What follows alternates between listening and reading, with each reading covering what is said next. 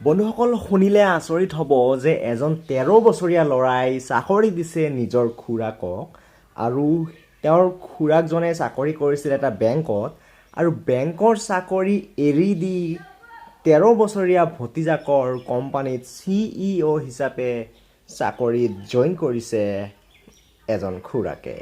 হয়, আপোনালোকে ঠিকেই শুনিছে, সেই 13 বছৰীয়া ল'ৰাজনৰ নাম হ'ল তিলক মেহতা। ইতিমধ্যে আপোনালোকে নিশ্চয় তিলক মেহতা নামটো শুনিবলৈ পাইছে। এই 13 বছৰীয়া ল'ৰাজনৰ কাহিনীটো এনেধৰণৰ যে এদিন তেওঁ ফুৰিবলৈ গৈছিল মামাৰ ঘৰত আৰু যেতিয়া তেওঁ ঘৰলৈ ঘূৰি আহোঁতে কিতাপখন পাহৰি আহিলে মামাৰ ঘৰত। তাৰপিছত পিছদিনাখন তেওঁৰ পৰীক্ষা আৰু যেতিয়া তেওঁ কিতাপখন দৰকাৰ হ'ল তেতিয়া তেওঁ মামালৈ ফোন কৰিলে যে তেওঁ কিতাপখন লাগে এদিনৰ ভিতৰতে। তেতিয়া তেওঁৰ মামাই হাঁহি ক'লে যে কিতাপখনৰ যিটো দাম তাতকৈ যিটো কুৰিয়াৰ ছাৰ্ভিচৰ টকা সেইটো যথেষ্ট বেছি হ'ব, গতিকে তুমি এটা নতুন কিতাপেই কিনি ল'ব পাৰিবা ইয়াৰ কুৰিয়াৰৰ পইচাতে। তেতিয়াই তেওঁৰ মূৰত এই আইডিয়াটো আহিল যে আমি কেনেকৈ অতি কম পইচাতে কুৰিয়াৰ ছাৰ্ভিচ দিব পাৰোঁ, আৰু তেতিয়াই তেওঁ পেপাৰ এণ্ড পাৰ্চেল নামৰ এটা কোম্পানীৰ আইডিয়া মূৰলৈ আহিল।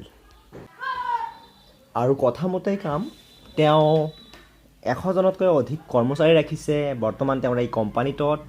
আৰু মুম্বাইত কিছুমান ডাব্বাৱালা আছে, এওঁলোকেও আচলতে কুৰিয়াৰৰ দৰে কাম কৰে।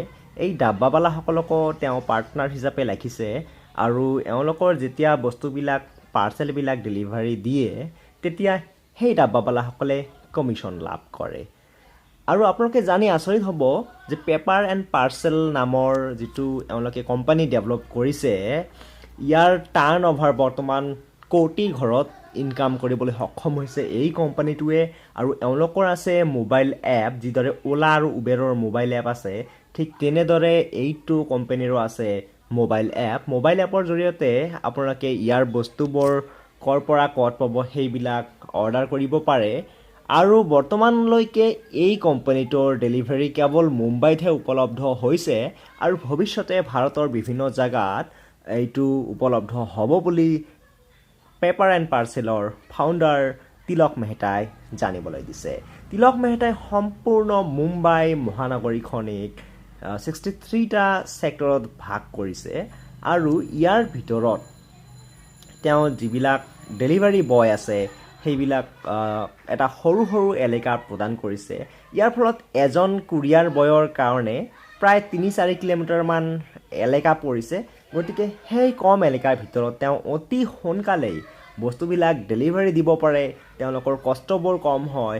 আচলতে এনেকুৱা এটা মেনেজমেণ্ট, এনেকুৱা এটা স্মাৰ্ট মেনেজমেণ্টৰ সহায়ত তিলক মেহতাই কেৱল মাত্ৰ 13 বছৰ বয়সতে এনেকুৱা ধৰণৰ এটা আইডিয়া লৈ এটা যথেষ্ট আকৰ্ষণীয় আৰু অতি কম দামত এনেকুৱা এটা কোম্পানী খুলিবলৈ সক্ষম হৈছে।